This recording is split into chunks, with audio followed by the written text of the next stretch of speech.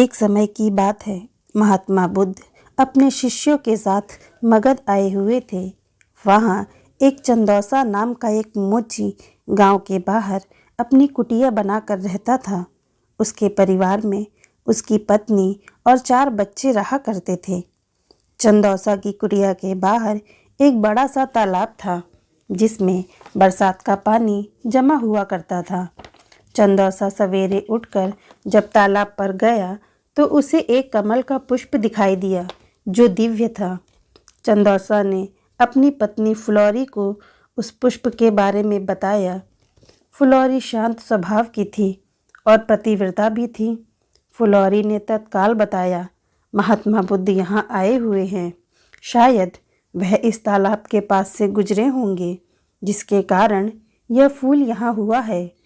चंदौसा के मन में अमीर बनने का स्वप्न जागृत हुआ। वह झटपट तालाब में कूद गया और उस पुष्प को तोड़कर ले आया और अपनी पत्नी से आगे की रणनीति बनाने लगा। मैं यह पुष्प राजा को देकर इसके बदले ढेर सारा मूल्य प्राप्त करूंगा और हम लोग अपना जीवन आराम से व्यतीत करेंगे। फुलौरी, यह तो अच्छी बात है। यह पुष्प हमारे किस काम का? यह राजा को ही दे आइए। चंदौसा, ठीक है, मैं शीघ्र ही लौटकर आता हूँ। कहते हुए वह राजमहल की ओर तेज कदमों से निकल पड़ा। रास्ते में चंदौसा को तेज कदमों से जाते हुए एक व्यापारी ने देख लिया। उसके हाथों में दिव्य पुष्प देखकर व्यापारी के मन में उस पुष्प को प्राप्त करने की अभिलाषा जागृत हुई।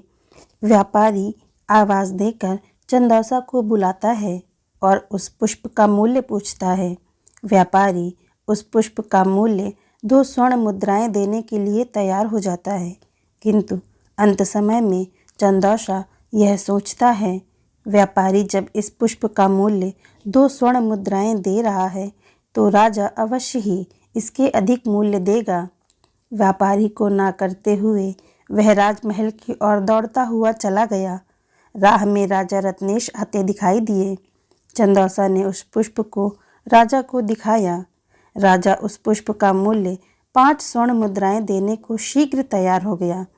चंदौसा सोच में पड़ गया कि इस पुष्प में ऐसी क्या खास बात है जो व्यापारी और राजा इसकी प्राप्ति चाहते हैं, और मेरे पास यह पुष्प है जिसका मैं प्रयोग या मूल्य नहीं जानता।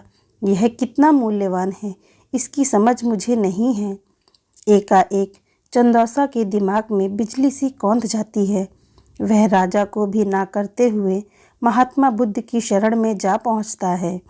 महात्मा बुद्ध के चरणों में गिरकर वह पुष्प उन्हें समर्पित कर देता है और अपने शरण में संरक्षण मांगता है।